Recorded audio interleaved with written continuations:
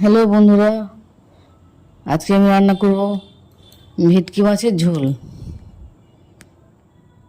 সবসময় তো ভেটকি মাছের পাতুরি খেয়েছেন, একদিন ভেটকি মাছের ঝোল করে দেখুন। এই জন্য ভেটকি মাছ নিয়েছি। এই ভেটকি মাছের ডিমও কিছু পেয়েছি ফ্রেশ, ভালো করে ধুয়ে পরিষ্কার করে রেখে দিয়েছি।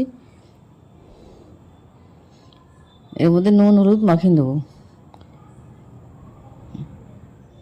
একটু সামান্য লঙ্কা গুঁড়ো দেবো। মাছ ভাজা যাতে খুব স্বাদ হয়েছে যায়। নুন হলুদ দিয়ে যদি সামান্য লঙ্কা গুঁড়ো দিয়ে ভাজেন, এই মাছটার মধ্যে একটু সব ঝাল নুন সব একসঙ্গে ঢুকে যাবে।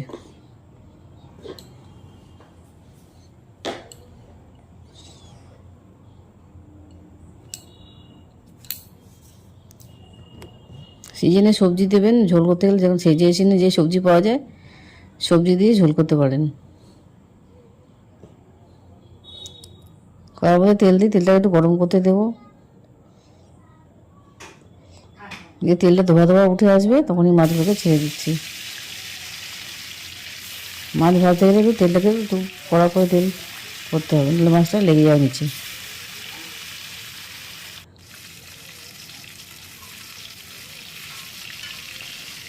এক পিঠ হয়ে গেলে উল্টে পাল্টে সব ভালোভাবে মাছটা ভাজবো। ভেটকি মাছ এমনি খুব নরম হয়।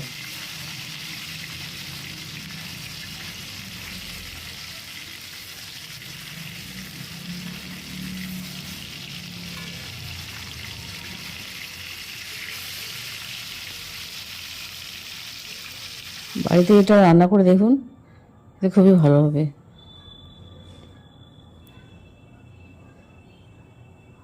প্রতিদিন একরকম রান্না খেতে কি ভালো লাগে? একটু স্বাদ অন্যরকম আনবেন, বাচ্চা বড় সবাই চেটে পুড়ে খাবে।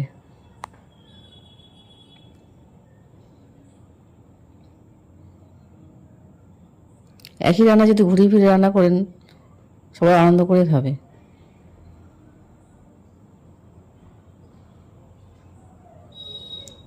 আমি 500 মতো মাছ নিয়েছিলাম, তাই ভাগে ভাগে মাছগুলোকে ভেজে নিচ্ছি।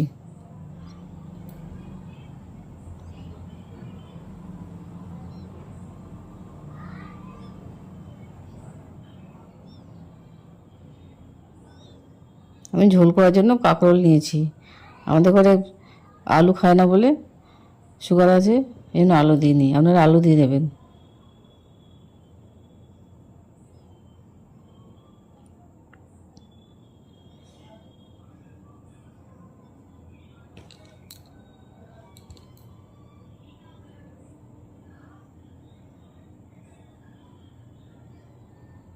পেঁয়াজ নিয়েছি, দুটো তিনটে পেঁয়াজ নিয়েছি, কাঁকরোল নিয়েছি, দেখি লম্বা লম্বা করে কেটে নেবো।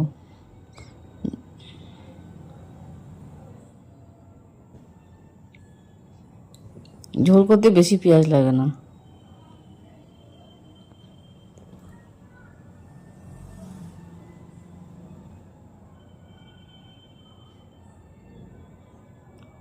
এই মাছ খুবই নরম হয়।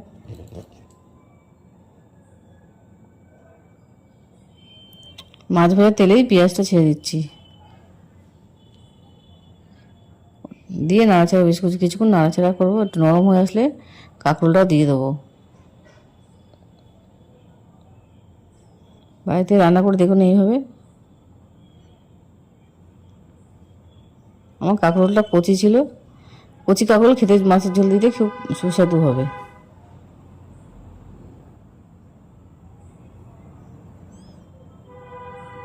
হলুদ দিয়ে বেশ কিছুক্ষণ ভাজা ভাজা করতে হবে। প্রথমে নুন দিয়ে দেবো না, নুন দিলে জল ছেড়ে যায়। যে কোনো রান্না প্রথমে নুন দেবো না, নুন দিলে জলটা বেরিয়ে আসলে ভালো ভাজা ভাজা হবে না, মশলাটা কষা হবে না। এবার মশলাটা রেডি করে নেবো। গোটা জিরা আদা সব একটু পেস্ট করতে হবে, লঙ্কা গুঁড়ো,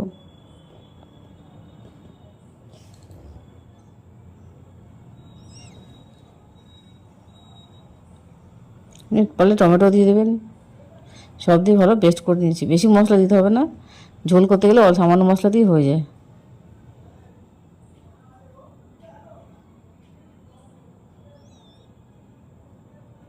মশলা দিয়ে একটু মাখা মাখা হয়ে আসলে এবার নুন দেবো। আপনার আন্দাজ মতো যে যেমন নুন খান সেই মতো নুন দেবেন।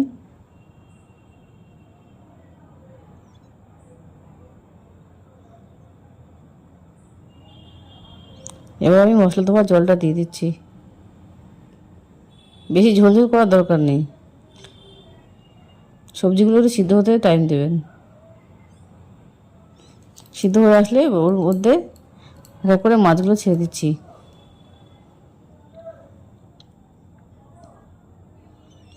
মাছ দিয়ে বেশিক্ষণ ফোটাবেন না, তাহলে মাছ ভেঙে যেতে পারে। দিয়ে একটু ঢাকা দিয়ে দিতে হবে।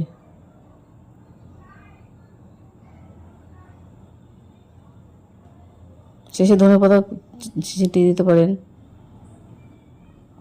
এই রান্না যদি পছন্দ হয়ে থাকে আমাদের লাইক এবং সাবস্ক্রাইব করবেন, কমেন্টে আমাকে জানাবেন।